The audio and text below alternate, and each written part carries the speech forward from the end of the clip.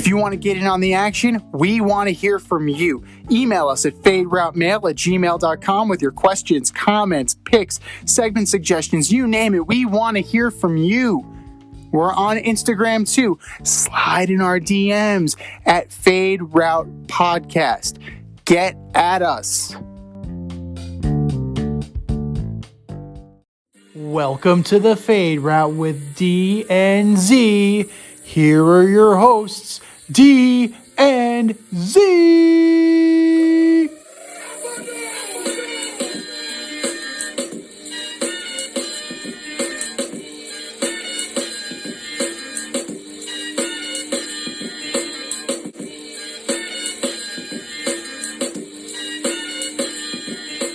Welcome everybody to this week's episode of the Fade Route with D and Z. I am Z, and we got a big show for you. We're talking Mets injuries. We're talking Carl Nassib's big announcement. And we are talking a lot of basketball. How much is a lot? The entire first block. We're talking that much basketball. And we're starting with basketball too. We have some breaking news as the Boston Celtics have made a decision on who is going to replace Brad Stevens. Ironically, Brad Stevens is the one who's finalizing the deal with the coach. It is Ime Udoka, who is an assistant coach most recently with the Brooklyn Nets. And in the past, he's also been a part of the U.S. national team coaching roster. And that was the leg up for him because he already has established relationships with Jaylen Brown, with Jason Tatum, with the key cogs of the Boston Celtics. So one of the first dominoes to fall in the NBA hot stove, which is going to get started very, very soon as we have the combine coming up and then we have the draft. And the draft lottery was actually last night, and that was won by the Detroit Pistons. So congratulations to the Pistons. They earned the right to draft probably Cade Cunningham from Oklahoma State, but you never know. You never want to speculate as to who you're going to take, especially in a relatively deep draft like this. You have Suggs from Gonzaga. There's always some Euro floating around. You know, for every Luka Doncic, there's a Frederick Weiss. So who knows? I'm not going to speculate yet as to who it's going to be for the Pistons, but it's most likely going to be Cade Cunningham based on what we've seen this past year. Followed by the Rockets, Cavs, and Raptors to round out the top four. A lot of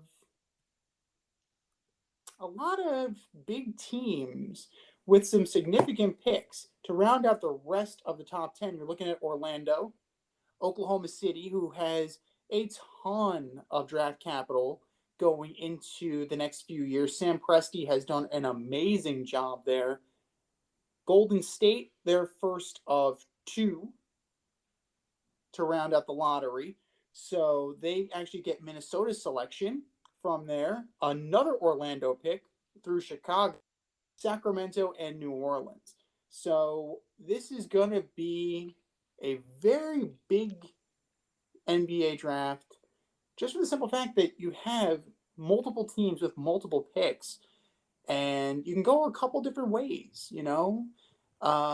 It's either draft and draft and draft and get as much talent, accumulate as much talent as possible, or wheeling and dealing.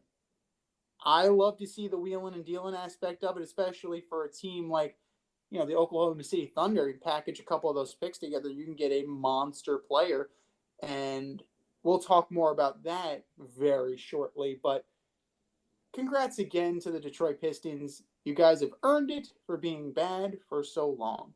And here he is. I've known this guy since our days on Carousel Shoes, flight crew through and through, the last QB in St. John's history. What's up, D? How's it going, man? Hey, great to be here. NBA draft is always an interesting one. You never really know how the chips are going to fall. There's always a lot of speculation out there. And it's hard to get better through the draft with the NBA, just because there are so few college players that actually turn out to be NBA players. Mhm. And the Pistons haven't been good for a while. Cunningham seems like the obvious choice there. I don't know if he's a franchise changer. He's not a Ball. He's not a Williamson. Uh, he's not a Ben Simmons. Well, but nobody is.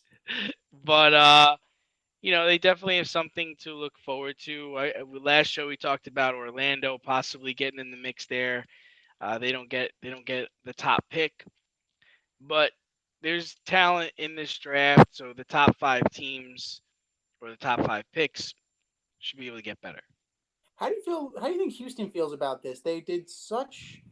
They stripped this down to the bare bones. They brought in Steven Silas. They got rid of Westbrook. They got rid of Harden, and they only get the number two out of it. You think they're feeling a certain kind of way? No, I think they understand that this is going to be a couple. It's going to be a project. This wasn't going to be something that was going to be solved overnight by one player. This is something that's going to be built on in time. I would imagine probably the next 2 to 3 years they're going to have a top 5 pick, especially being in the West. So I think this is all part of the plan for management. Um, that it's going to take some time to develop the team, to attract free agents, and to compete at a high level again. I mean, you got to remember for the last 5 years, I mean, they were competing for a title. Yeah. Um, you know, in the NBA, you don't always get that big of a window. Especially when you don't have like a LeBron James on your team. I mean, yeah, they had James Harden, but not everybody knew what James Harden was when he got there. So they know it's a project. I think the Pistons also know that they have to work it out for them. Most of those teams picking in the top 5, top 4, it's gonna take some time. Oh, for sure. I mean, that was just a lot of. I mean, with the exception of the Raptors, just some of the worst of the worst. But transitioning to the Udoka hire, I mean, he was one of the finalists along with Chauncey Billups and Darvin Ham. So, blast from the past, and a name we haven't heard in forever. So, what do you think of the Udoka hire? And do you think that this is going to be, what the cure for what ails the Boston Celtics? I just don't know. I don't really know much about his scheme and what he's going to coach there. I was a big Brad Stevens guy, and I thought he was a really good coach. But you noticed the last 2 years, especially this year, that the the the, the players were just not playing at a high level. Mm. And that was really affecting his coaching. And we're going to talk about Kemba Walker later, but he was one of the main contributors to that. You have Jason Tatum, who's a star. You have Jalen Brown, who's a great competitor. So they're going to need to add another star, and they're going to have to change their identity because what they were the last 4 years is not gonna work the next 4 years. Uh, what what Jason Tatum is he needs to decide, like, am I gonna be the guy who's gonna drop 30, 40 points a night, or am I gonna be the guy that drops 30 points a night and is a main facilitator to other people on the team? And we've talked about this off the air, and we've talked about this in production readings.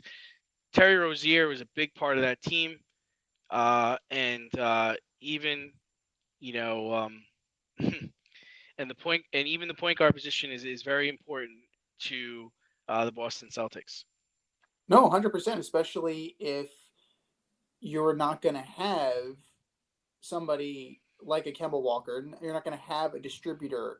And I don't think Tatum. I mean, Tatum's more an ISO and drive kind of guy. You're not gonna. He's not gonna be a facilitator in terms of like creating opportunities for other people. And you can see just from the way he put the team on his back. A lot of it was necessity, but a lot of that, is his game as is anyway. Just he's gonna go for 46. He's gonna go for 48. So, I mean, you wonder if this does change the identity of his team. We're gonna see what they do if point guard is going to be more something they go through free agency to address, or maybe something. I don't. Stranger things have happened drafting a rookie point guard and you know, trying to learn on the job kind of thing. So we'll see what Udoka is going to do. I know he did coach under Pop, so I think he's definitely going to be prepared for the job. So while he may be a rookie in terms of being a head coach, I think he's been learning under the right people. I mean, he's been learning under Pop.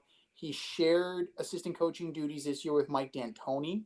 So he's been rubbing elbows with some pretty influential and pretty good coaches. So we'll see if anything rubbed off on him and kind of created something that the Celtics can play off of. Yeah, so like Kyrie Irving was, a big part of that Boston team. He played the point guard position the way it needed to be played. They brought in Kemba Walker, expecting that same high level of play, and I don't think they ever really got it.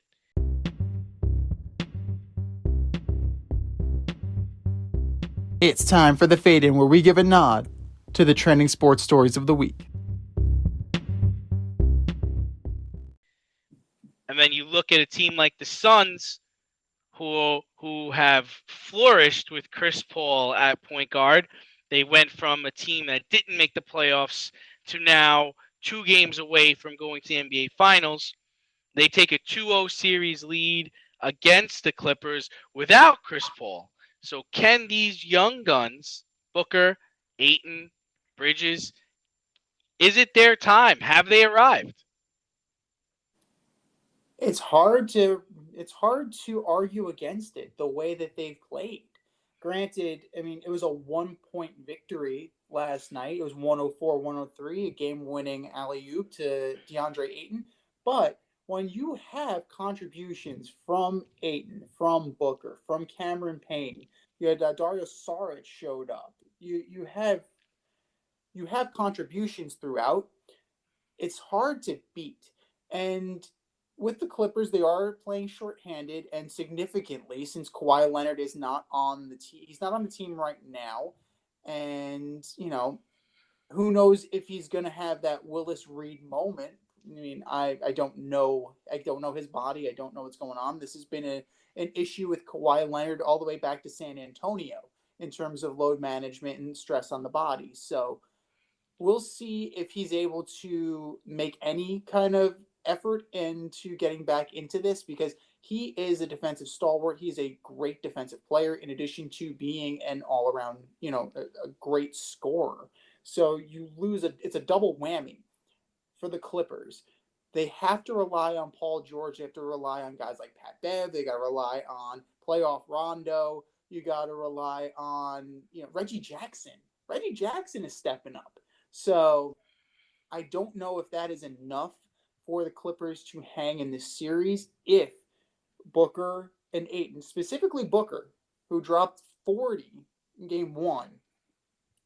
I don't know if that's enough for the Clippers to hang in this series. So the Suns, I'm hesitant to say that this is going to propel them all the way to a championship, but they are looking really good right now. And it's good that Chris Paul is out now, which means he's healthy for the finals if they make it that far. Yeah, I'm not going to jump the gun on this. I think it's nice that they're up 2-0, but these games are also played in Phoenix. They're playing the Clippers without the Clippers' best player. I'm not so quick to anoint these young guns as being arrived. I'm impressed by their 9 straight wins, but let's see how they do on the road. Let's see what happens when Kawhi comes back. They still got 6 more games. They got 6 more games to win before they become a champion. Agreed. And role players like your Jay Crowders, like your Cameron Paynes, they show up at home. The real test is when they go on the road, and we'll see what they're made out of. But you gotta like what you've seen so far.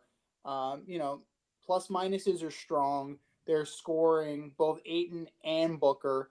Ayton slipped a little bit. He was -7 in game one, but definitely rebounded well in game two. So, you know, it remains to be seen what the rest of this team is going to produce. But in terms of the Clippers, it's got to be that they need more. They just need more. I know Zubac had a pretty good game in game two. Botch that last play, though, man. Keep him away from the basket. What are you doing? Put your hand up. Yeah, I mean, Tell him a story, spit in his ear, keep him away from the basket.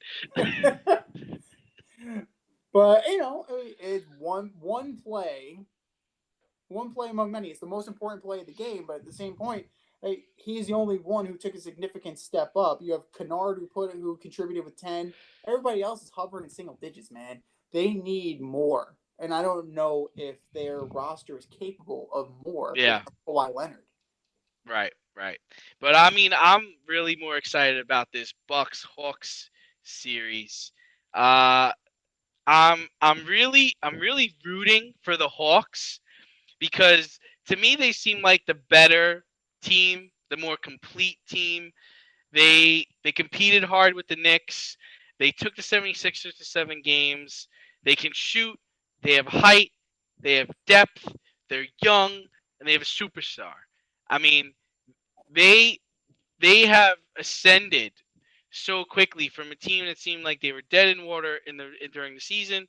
Now all of a sudden they're like, wow, we could actually get to the NBA Finals this year, and you know there's no Lakers on the other side, and Kawhi's hurt, and Phoenix is young. I mean, we have a chance here. And with the Bucks is just lousy coaching.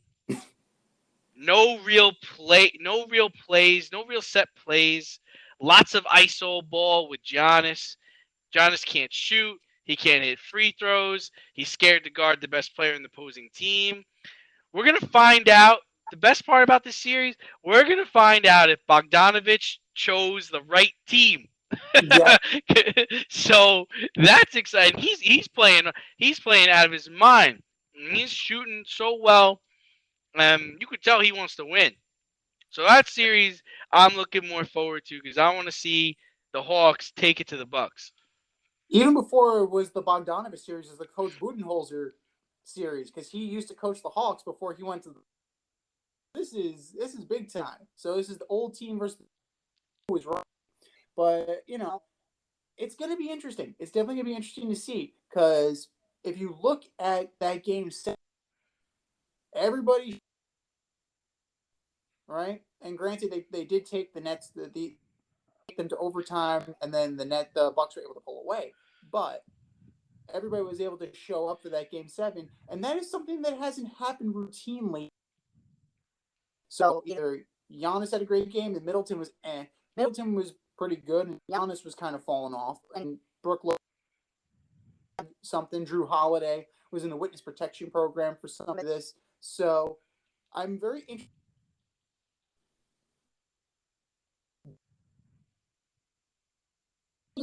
Can do against a better team, so to speak, because you have Collins and Capella, you have bigs that can rebound and play defense. You have Herter, he can shoot. Gallinari, he can shoot. Bogdanovich, he can shoot.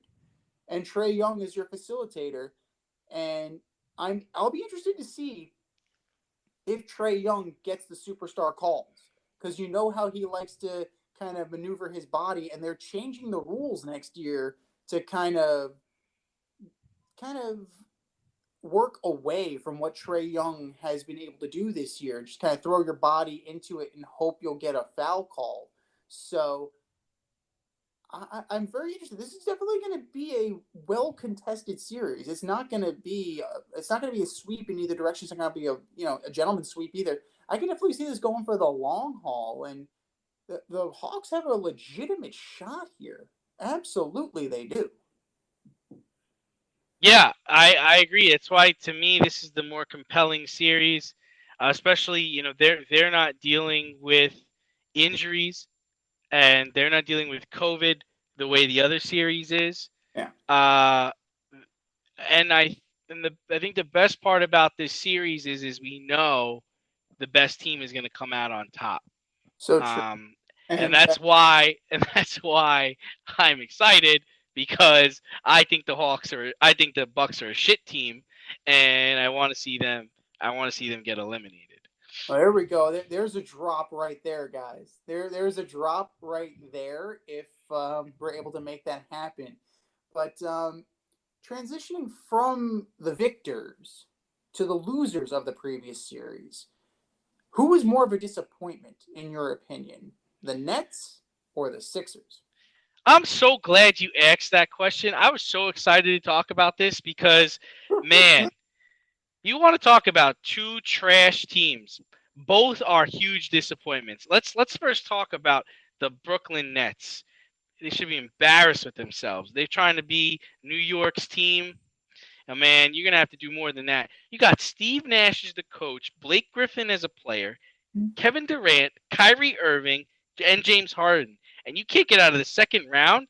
And worse than that, you got beat by the Bucks at home in Game 7. DeAndre Jordan doesn't play. Joe Harris not only can't hit shots, but he can't even catch simple passes. Like, what is happening? No real plays, mostly ISO ball. Play calls for the Nets at the end of regulation was for Kevin Durant to take a shot off the left-hand side. He tried to take a three to end the game, hits it, his foot was on the line, it's a two. Oh, at the end of the first overtime, yeah, let's run the same play at the top of the key. This time, he takes a turnaround shot, barely takes a look at the basket, and of course he misses it. They got what they deserved. Great play call, Steve Nash. Glad you drove that one up. You got all these people on your coaching staff like D'Antoni, and this is what you come up with. But this is what happens when you just put a guy in there. Like, you needed a coach. You needed a lieutenant. Awful. Now for the 76ers. Ben Simmons, get out of here. My man's wearing a shooting sleeve and he doesn't even take any shots. Can't shoot free throws. Immediately gives up the ball as soon as he gets the rebound, dribbles up court, either gives the ball up before reaching half court or gives the ball up as soon as he gets to the other side of half court. The hell are you doing? 5 points in a Game 7 at home, and you're a max player, former overall number one pick. 36 minutes of play. If I put you in for 36 minutes, I'm pretty sure you'd score more than 5 points. And Doc Rivers, can you only win championships when you have 3 Hall of Famers on your team? Maybe you should go sign your son again. Then you can have an excuse. Jeez. Having said all that, I think Brooklyn's the more disappointing team. What an embarrassment. Glad these two teams are out. Trash. Straight trash. In terms of expectations, Brooklyn had more expectations. I agree. I got to say, though, Harden showed up. Durant showed up. The guys who were supposed to show up showed up. You've said all that needed to be said about Ben Simmons. I can't heap any more on top of that. 2 of 4. Yeah, 50%. Very efficient. Very efficient. I mean, that's all I can say. Very efficient. Now, clearly, Ben Simmons is listening to the show. He's listening to the show because what we say last week, if you're only going to take 4 shots, you better have double-digit assists, and he did. He had 13 assists. So, bully for you, buddy. But, dude, you can't shoot for shit. And Doc Rivers is talking about how we're putting the right work in, and we want him to work the right way. He's probably not going to play for Australia in the Olympics like that. They don't want him. Right. They're like, we're in contention for a medal. We kind of don't want you. So we're good. Like, you go stay in Philly. But we got this. But you can't say that Joel Embiid's a soft player anymore. Like, you can't say, he showed up. He did what he could do. Tobias Harris showed up. Ben Simmons is just, they're not who we thought they were. Like Dennis Green, again. But But who did anybody ever think? At what But point is he considered overrated? But what did anybody expect from him though? Like I've never even in college I never saw this like amazing player that was so great that he had to go number one. Like you think about Andrew Wiggins, you think about Devin Booker didn't even go number one. Like what? How does this guy still have a job? I don't know. And he's playing in Philly, and that's like one of the toughest markets to play in from your fans. You had 5 points in 40 plus minutes. Tobias Harris had more points than you, man. Well, Tobias Harris is a better player than him, so he should. But I think we can definitely say, without a degree of doubt, the process has failed. Right? You had Markelle Fultz got freaked out so much that to deal him to Orlando, he's finally rebuilding his career somewhat. Imagine if they took Tatum in that draft with the number one pick. Oh God! Like they'd actually be contenders. They'd actually. Oh my God! They probably have a championship. They would probably have a championship right now. Exactly. At least one. Yeah. So I think we can all agree that process it just did not work. I disagree with you. I don't think the process did not work because they did get Joel Embiid. They had some talented players come through that didn't stay. But I mean, like for the last for the last 2 years, last 3 years, they're competing for a championship. Yeah, I know they just got knocked out. They got knocked out in the game 7, and Ben Simmons forgot how to play basketball. I mean, that's what happened there. Okay, but I think and maybe he's playing the wrong position. Maybe he's shooting with the wrong hand. I don't know. But I just I don't know. And most of his shots come from within the paint too. He doesn't even take 3-point shots. How do you not even take 3-point shots as a point guard? They're not even D'ing you, bro. It's in his head. It's psychological. At some point he realizes it. We all do. If you're ever in that moment, and sometimes it gets too much for you. And it definitely looked like it was too big of a moment for Ben Simmons, but he is a veteran, which is even more bizarre.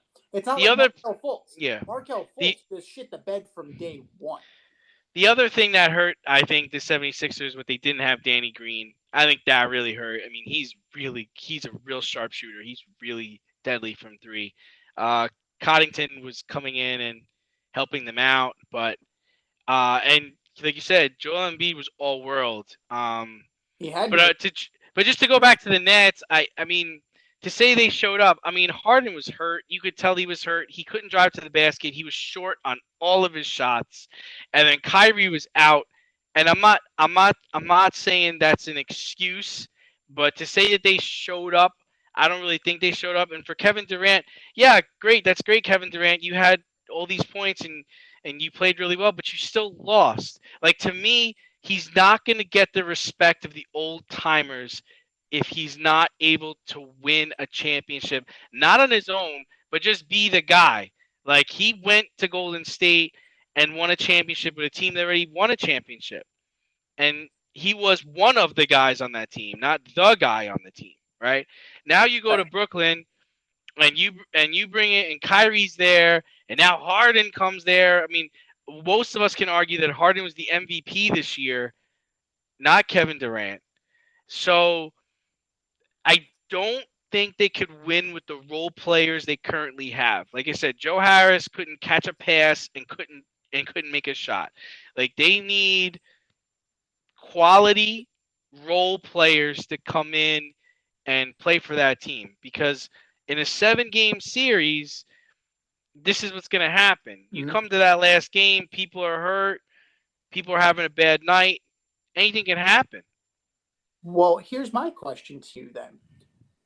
What would you consider that the James Harden trade was unnecessary? Because Karis LeVert would have been there, you know. Spencer Dinwiddie, he didn't get hurt. He opted out of his contract. He's now a free agent. So, I mean, we'll see what happens there. And they had to give up several of their pieces, several good depth pieces, in order to get that third star. So ultimately, it's kind of like we'll play a quick game of would you rather. Would you rather have the guys you traded for James Harden or James Harden in that scenario? I don't really know if the result changes. That's the thing, is I don't really know if it changes. Like, they're basically the Oklahoma City Thunder, and instead of having Russell Westbrook, they have Kyrie Irving. Right. And I actually think the role players that were on OKC were probably better. They had Steven Adams on that team. They did think they had Serge Ibaka on that team. They did that. Ibaka was on They that. had They had they Ray had Nick Jackson. they had Nick Collison on that team. I'm pretty sure. I think they had Kendrick Perkins at one point, possibly. Yeah. But so that's where you are now. The other thing is these guys are pretty locked in. I don't think they're I, I don't think they're gonna opt out or leave. I mean, they might be worth exploring trading one of them. But that's something that the Nets are going to have to figure out in the offseason. But one thing that the Celtics figured out really early is Kemba Walker needs to go.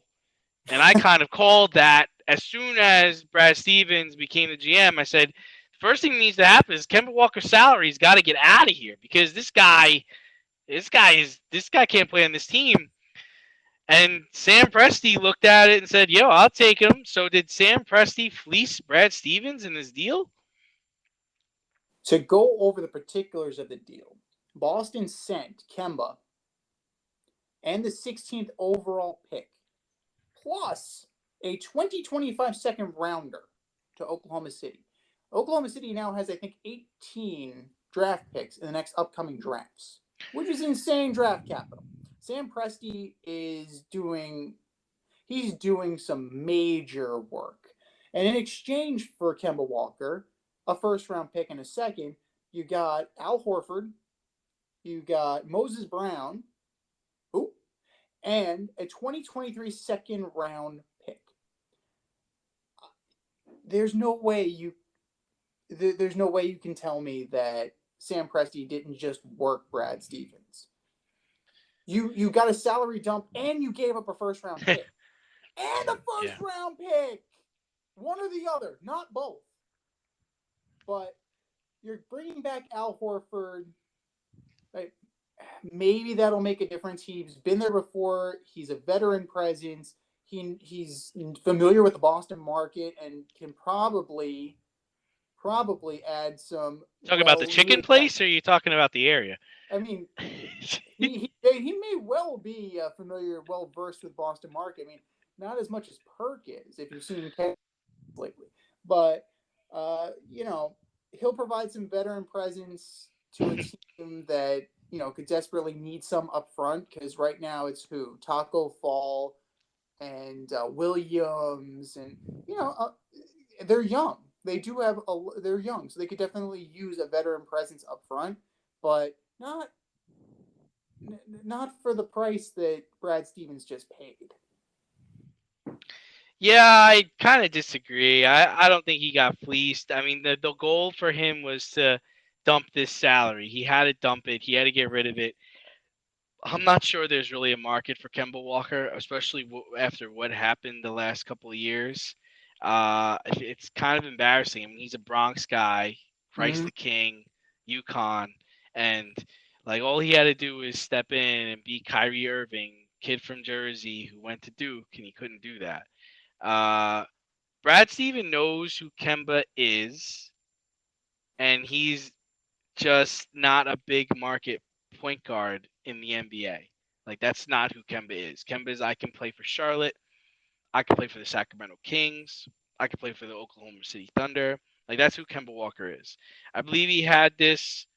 Like I said, I had this a couple of weeks ago. He's a small market guy, and I think everybody got what they wanted out of the deal.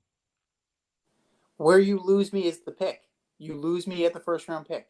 I mean, I just in a market where you can make that up though. You can make that up. You can make that up down the line. You can get the first round pick in other ways. I don't think you're really losing out much on that, because like I said, the Thunder got to take on this salary. This hand straps them too, unless they're able to restructure his deal. So He's that's not that's going to the be there for long, man. I but already. that's the whole thing. Like that's the thing you're failing to. I think you're failing to pick up on. It's just like no small team, right, could take him because of his salary. So if I'm taking him and his salary, you got to give me assets. You got to give me something because I can't really build a team with him on it. You know what I'm talking about? Yeah, I And understand. the big market teams, don't want him. Like the Knicks don't want him. The Hawks don't need him. Dallas don't need him. Like the big teams don't need him. Like I think after what happened, the Lakers aren't probably interested in him anymore anyway. So that's what I'm trying to say is like you've got to figure out a way. Like how can I get a team to take him? I don't know. Was there a conversation with the Pacers? Because that would have been another good spot for him to go. Minnesota, that'd have been perfect for this dude. Well, Minnesota. I mean, well, I don't know. Uh, he might very well give just me give that. me D'Angelo Russell, and I'll give you Kemba, and we'll call it a day. But then again, I don't know what D'Angelo Russell's salary is. Like you got to dump the salary. You're not going to be able to. He's not worth what he's getting paid. Like his agent worked that room and got his client the best contract possible.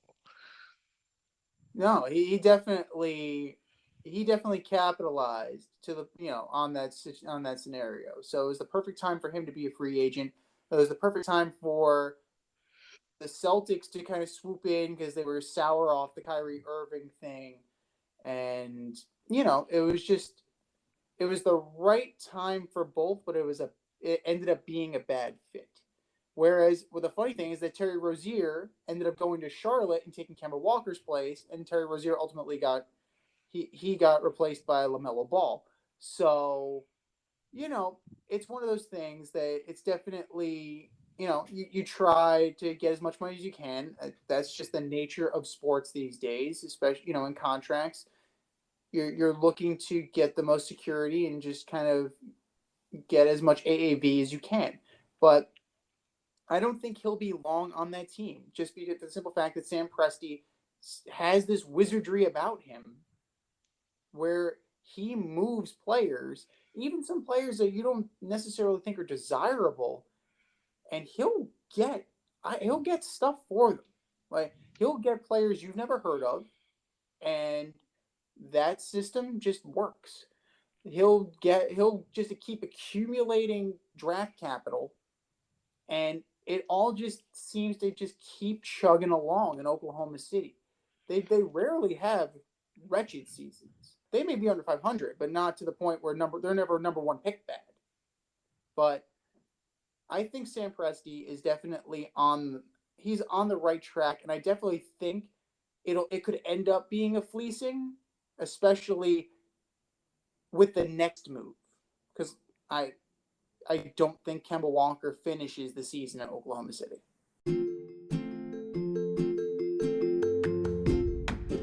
You can't help but smile when you see a balloon. The simplest occasion is a party. Westchester Pop Stars, located in New Rochelle, New York, offers balloon styling and decor for all life's events: birthdays, anniversaries, weddings, showers, school and corporate events, store openings, or just because. Westchester Pop Stars takes balloons and shapes them into works of art, creating decorative installations for your special occasions. No event is too big or too small, and their custom personalization service is top notch. Westchester Pop Stars is a private studio, quickly expanding. In-person consultation is by appointment only. Send an email to westchesterpopstars@gmail.com for more information or to schedule an appointment. No need to hire an event stylist. All you need is balloons. Currently servicing Westchester, Putnam, New York City, and Connecticut. To find Westchester Pop Stars, search for them on Instagram, Facebook, or Google. We had an interesting little social media display the other day in honor of Pride Month. Carl Nassib, defensive end for the Las Vegas Raiders, came out an NFL first via Instagram video. And not only did he publicly announce that he is gay, he also made a $100,000 donation to the Trevor Project, which is a great organization. They help They're a nonprofit organization that focuses on suicide prevention for LGBTQIA plus that population. Is this a big deal, a little deal, or no deal? Yeah, it's hard for me to say. I'm not really sure. I don't want to sound insensitive on this, but I don't need to really know the sexuality of my players. I just, I want to watch them play football. I want to watch them Mm. play basketball. I want to see them do business on the field. I'm happy for the guy. I'm sure this is an incredibly brave thing for him to do. And I'm sure it's been sitting on his shoulders and he's wanted to let it out for quite some time. So I'm just not sure if it's a big deal, a little deal, or no deal. Mm. I'm going to say that it's actually it's a thing where it can be all three. You know, it's a big deal for him on a personal level. Um, it also is a big deal from the standpoint of breaking stigma. You know, football is generally considered a macho sport, a manly sport, and you know, to be considered other than macho is a sign of weakness. And for him, for Carl Nassib to come out and say, "This is who I am," and if you are, and if you ever feel comfortable, you can too. You can do this too, and not worry about being stigmatized as effeminate or less than yourself. I think that's a big deal for not just him, but for the future of the NFL and its inclusivity. Um, it depends on the market. I mean, Las Vegas, I doubt if it. I mean, I don't know if it's going to make a big deal, big splash in Las Vegas. Like I said, New York, it's not really. I mean, it's not a big deal. In terms of the population. I mean, I'm sure that we have encountered many gay people. I know I have, and it's what it is. It doesn't really matter. Like who you are as a person matters more. I just don't be a dick. Like that's a you know that's my motto. Just don't be a dick, and we're cool. And I could also see it being kind of a big deal in more conservative markets too, to where people are people will backlash. There'll be backlash for whatever reason. So whether it's on religious grounds or cultural grounds or anything like that, I mean, anything is possible. It is Pandora's box. That's the problem with being the first. Even though Michael Sam was truly the first, I think sometimes we forget that it's happened before, and I think Michael Sam needs a little credit for what he did. And as far as Carl Nassib goes, good for you. And I hope that you can live your life unburdened. Yeah, I kind of agree. I mean, I feel like Michael Sam really broke the barrier. Like the first one through the fence always gets the barrage, and the next one walks through okay. So this wasn't the NFL is trying to toot this as the first actively, but I remember Michael Sam, and you know, I I just want Carl to be judged by his ability to play the game, and not who he's dating off the field and what he's doing off the field. I just think that's a little ridiculous. So, yeah, I mean, kudos to him. And if anyone else wants to do it, I hope they're empowered by Carl. It's just not something, and maybe it's just because like we're from New York and we see this stuff all the time. It's not really important to me. I don't need to know about it. I need to hear about it. But you're good for him, and I'm happy for him.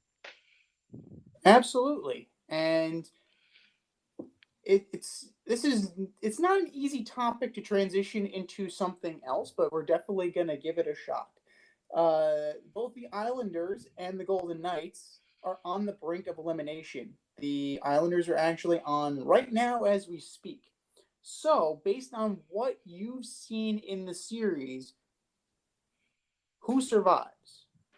I think the better question is what the fuck happened?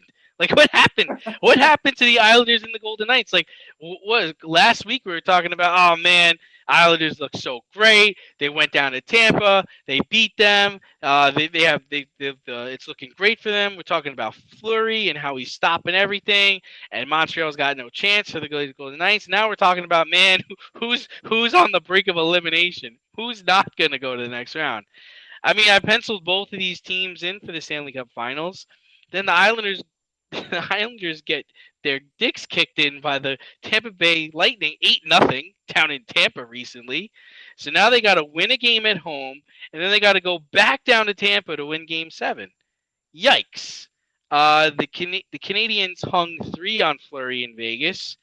But now Vegas is in a good position because they got to go to Montreal, and if they could win that game, then they get their Game 7 back in their building. Having said all that, even though the Islanders are currently down 1-0, I am actually still going to stick with the Islanders just because I think they're the better team. I think they think their chances are better than the Golden Knights at this point. I would agree from the simple standpoint that they play better defense than the Golden Knights. Varlamov has stabilized the goaltending position now that Sorokin is on the bench. The Golden Knights, they're in a little bit of a pickle because, yeah, Fleury, up until now has been great, but he definitely did not post the last game. And Robin Lehner actually came in, had to start a game, and he was phenomenal after not playing since May. So they have a little bit to work on in terms of who's going to be in goal, and their stars need to come out. Pacioretty, Stone, Pietrangelo, Martinez, Tuck. They need to show up the way that Stamkos, Killorn, Yanni Gord, and the other players on the Lightning, the higher level players on the Lightning. Kucherov showed up. I mean, he had a couple of assists, but he didn't put one in the net. So, yeah, 8-0 happened last year too. Game one, they lost. The Islanders lost 8-0. They lost this one 8-0. So when Tampa Bay gets hot and Steven Stamkos remembers he's on the ice, you can put 8. They can easily put 8 on anybody. So I'm not surprised about that. But I still don't think that as well as Montreal playing, they are not as good. They're not as talented. Carey Price cannot do everything for them. Whereas in the Lightning series, like that is way. I mean that game felt like an aberration. The Islander that 8-0 game felt off. It felt like, okay, we're just gonna move on from it, burn it, on to the next one, and we are still in this. But the Golden Knights, DeBoer needs to get on his best players' cases and figure out, like, is Fleury the guy or is Leonard the guy? Because if you have 2 goalies, you have no goalie. Figure it out. Figure it the fuck out. You're running out of time.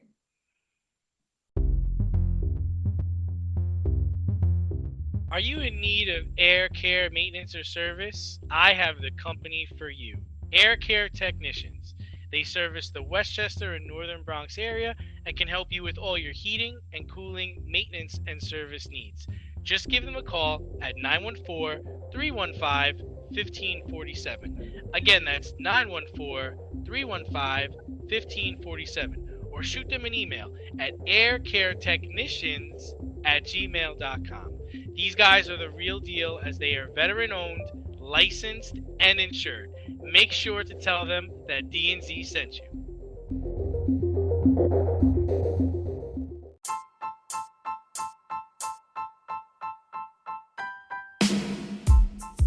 It's time for the mail route on the Fade Route. If you want to join us, email faderoutemail@gmail.com.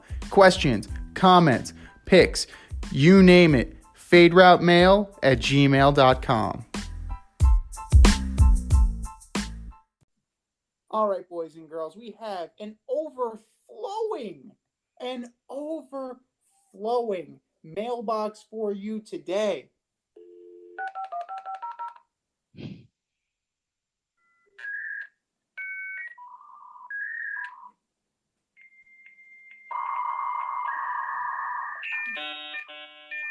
There we go. Is that dial-up? It is. The things you need to do sometimes in order to make a show happen. You've got mail. Woo! Email number 1 from Randolph in Brooklyn, friend of the show, member of the in crowd. What's up, bros? What do you make of Stephen A's dumbass comments about Donovan Mitchell and Devin Booker? And which one is more asinine? I love that you're back in the Bronx and we can hear sirens. That's amazing. Just so everyone knows, he came out with comments about Devin Booker saying he's the next Kobe Bryant. And then the other thing he said was Donovan Mitchell is the best player in Utah Jazz history. Okay. So for Devin Booker, no part of Devin Booker's game is remotely similar to Kobe Bryant. The Suns are in the playoffs because of Chris Paul, not because of Devin Booker. Devin Booker does not have the Mamba mentality, all right? So stop. For Donovan Mitchell, the best player in Utah Jazz history, why? Because he scores a lot of points? Hello, Karl Malone is like second all time in points. John Stockton is number 1 all time in assists. They're part of the dream team. Guess what, Stephen A? If there was a dream team today, Donovan Mitchell would not be a part of it. So Mitchell is never gonna crack the top 10 in assists.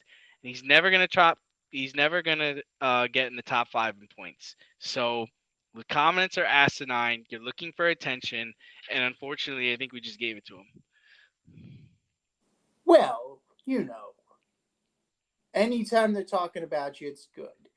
But I think they really need to change the name of that show from First Take to Worst Take. I mean, it's just both of them are stupid. I'm just going to throw that out. Both of them are stupid. Flat out stupid. And I don't care. You can just, oh, God. Stephen A. You just lose your credibility. You lose your credibility. No. Like, you say things to get attention, and why? Like, it's just, it points more to you not knowing what the fuck you're talking about. Donovan Mitchell, the thing about that is that he could be, eventually, maybe, once his career is done, he may very well be up there with Karl Malone, with John Stockton, shit, with Darren Williams. He's not even on that level yet. He's still got to play it out, but you definitively say right now, all time, just no, not even close.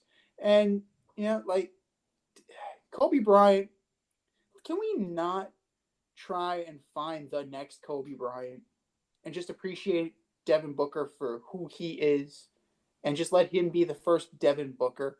Kobe Bryant, there aren't many that can fill that mold. There aren't many LeBron Jameses. There aren't many Michael Jordans. In fact, there are only one. There's only one of each.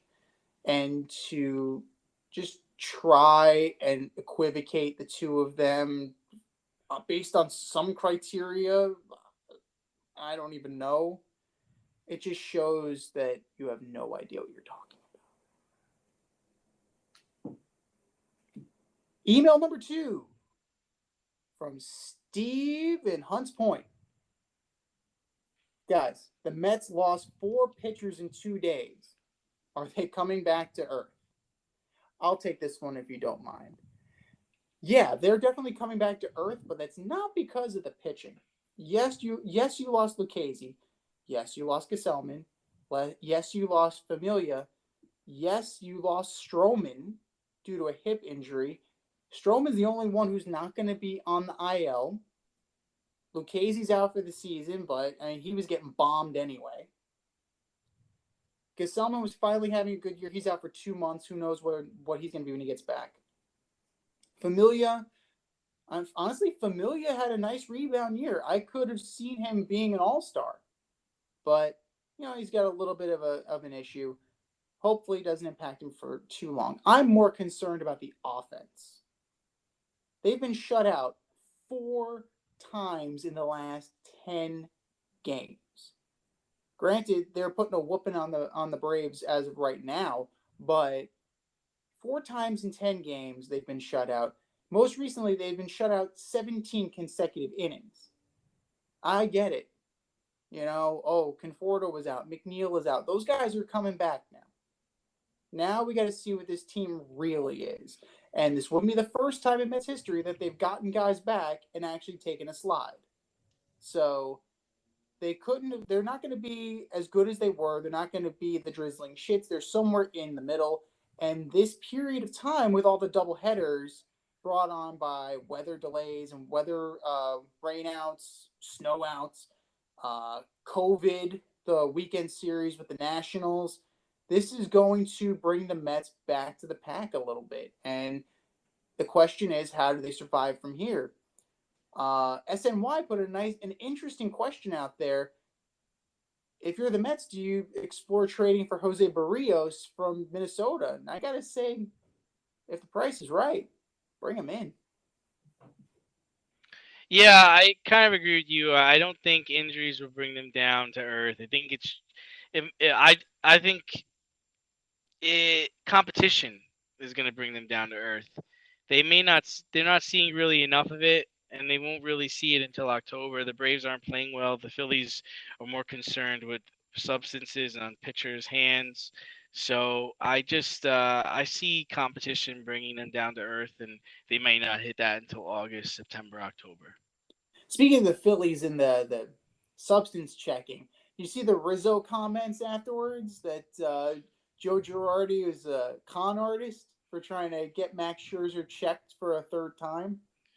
I didn't see his comments, but I mean, I kind of agree. It's like, listen, dude, if you didn't find it the first 2 times, like, let it go. Part of this thing is gamesmanship. I think there's rules I think there was actually rules to this where you can't, you know, you can't go after it like this, and you're hurting the game by doing it. He's dealing, and the other thing is now that these pitchers can't use the spider tack and can't use all this other stuff, if they're grabbing their hair and they're scuffing the ball with their hands, like, leave them alone. Like, they're trying to figure out, how can I grip the baseball because I can't use the stuff I used to use. So this Girardi thing, I feel like every week we're talking about Joe Girardi. Just, dude, let the guy pitch. Let him deal. Like I said, if they found something there's got to be something in play where you can't just keep asking for this. If he didn't have it the first 2 times, he's not going to have it the third time. That's true. So there's got to be something put in play. There's got to be some kind of consequence for shit like this. Putting it into effect in such short notice is definitely falls on Rob Manfred. Shocker. Rob Manfred has done something half-assed again.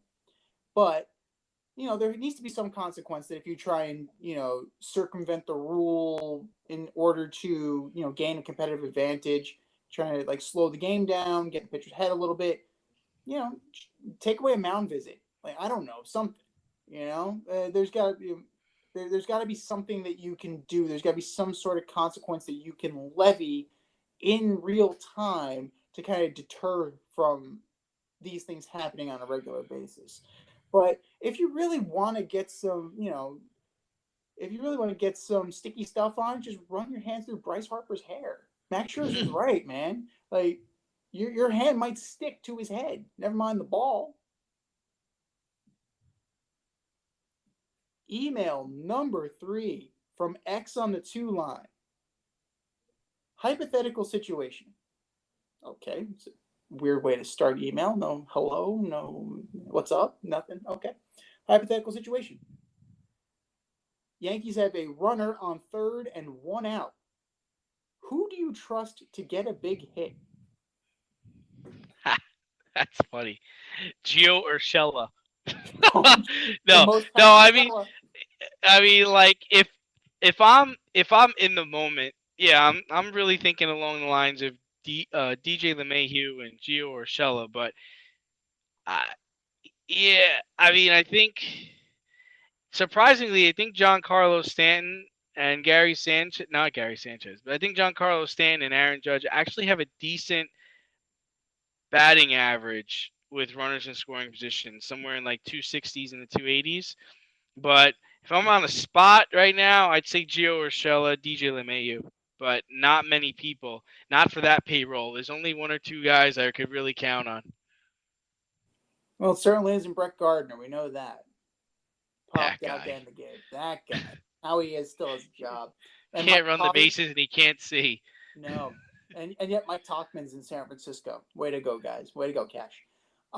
As far as performance this year goes, I actually wouldn't touch DJ LeMahieu right now.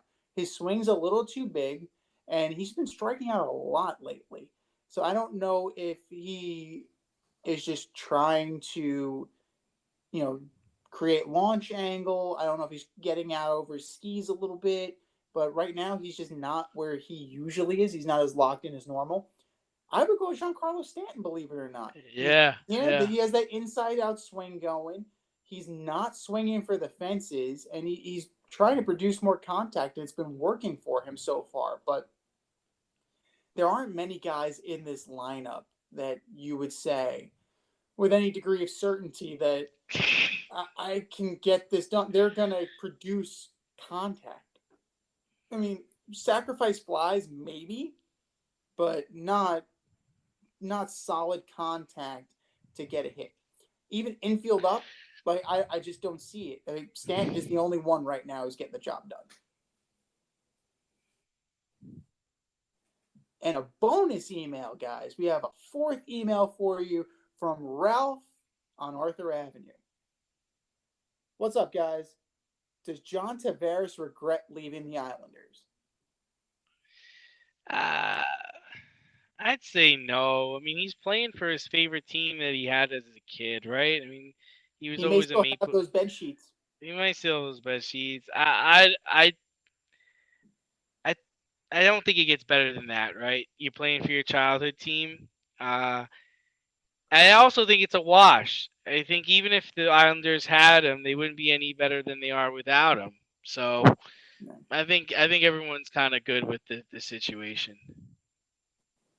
I'll give you 77 million reasons why he's okay with it. You want that in quarters, pennies, or dollar bills? There's no way in hell the Islanders were going to pay him that. And yeah, you're just going to have to deal with it, man. If you're on the Toronto Maple Leafs next year, or if you're someplace else, that money's guaranteed. Like John Tavares got paid. So I don't think he loses a minute of sleep knowing that the Islanders are in the playoffs while he's playing golf. At the end of the day, that's sports. Like, your loyalty can be bought. Like the $1 Million Man once said, everybody's got a price. Everybody's got a price. Everybody's going to pay.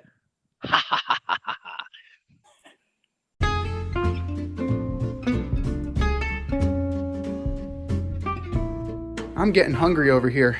Should have cooked up some dinner.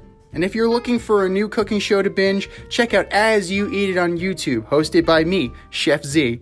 I invite you into my home and show you what and how I cook when I'm off the clock as a chef instructor. You're going to learn fun recipes and creative methods to empower and inspire you in the kitchen and take it to the next level. Cook how you want to cook, eat how you want to eat as you eat it. That's As You Eat It, available only on YouTube. AZ, you eat it. Check it out, and let's get cooking.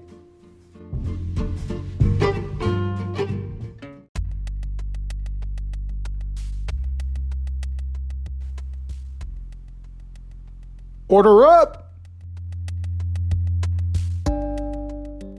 All right, boys and girls, you know how it goes. From 5 to 1. This week, we are ordering up. Order up. Order up. The best NFL defensive duos from 5 to 1. Who you got, D? All right, I got some Pittsburgh Steeler action. I got Cameron Hayward, TJ Watt. I mean, they're pretty formidable. Number 4, I mean, probably could have went lower on this, but I'm going with them at 4 as Von Miller and Bradley Chubb. They haven't really gotten to play together for like a whole season, like healthy. And looking at this Denver Broncos roster, they're pretty good. I mean, I think they can make some noise.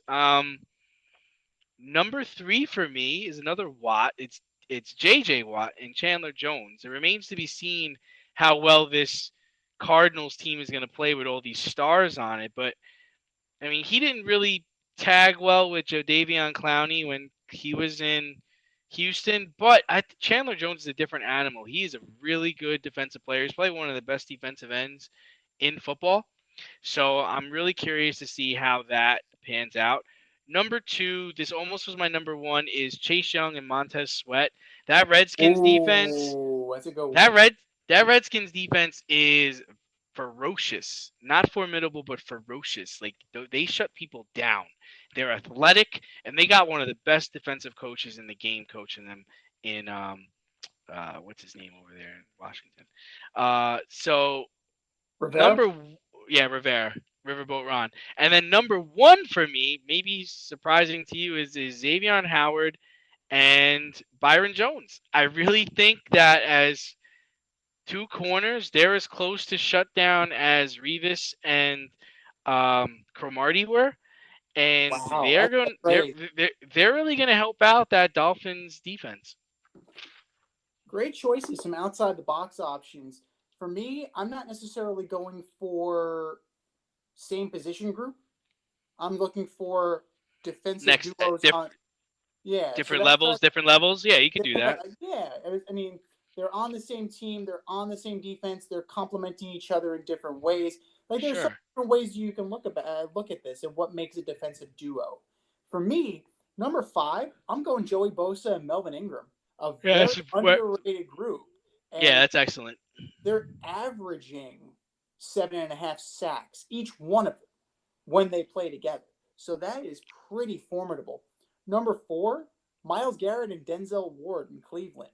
You have Myles Garrett getting to the quarterback. Denzel Ward, when he's on the field, he is exceptional as a cornerback. And I think once you add in John Johnson on there and Greedy Williams, that secondary is going to be very, very formidable. Number 3, Chandler Jones and Budda Baker. Again, another second level combination. Chandler Jones, exceptional at getting to the quarterback. And then Budda Baker is one of the best in the secondary in all of the NFL. Number 2, the elite of that first level, third level, Jalen Ramsey and Aaron Donald. Like, Aaron Donald, it's a beast. Like, you cannot dispute his talent. Jalen Ramsey, is he a loudmouth? You bet your ass he's a loudmouth. But he's one of the best shutdown corners, if not the best shutdown corner in all of the NFL. And that's another order up for another day, best shutdown corner. We can definitely, do that one. And it might be easier than trying to pick a best defensive duo. And number 1, your reigning, defending Super Bowl champion Tampa Bay Buccaneers present Shaq Barrett and JPP. I'm sure Patrick Mahomes can agree on their level of able and performance. But that's our 5-1. What's your 5-1? Hit us up at Fade Route Podcast on IG, faderoutemail@gmail.com, or DM us on Twitter at FadeRouteDNZ and let us know. Well, this has been the Fade Route with DNZ. Thanks for tuning in tonight. You can catch our podcast on Wednesday nights on Anchor, on Spotify, or wherever you listen to your podcast. Until next time, stay faded, everyone. Talk to you next week. Thanks for listening to this episode of our podcast. If you like what you heard and want to hear more, be sure to like and subscribe on your favorite podcast platform. Rate us 5 stars, leave us a review, turn on subscription notifications, and tell your friends. Spread the word, spread it wide.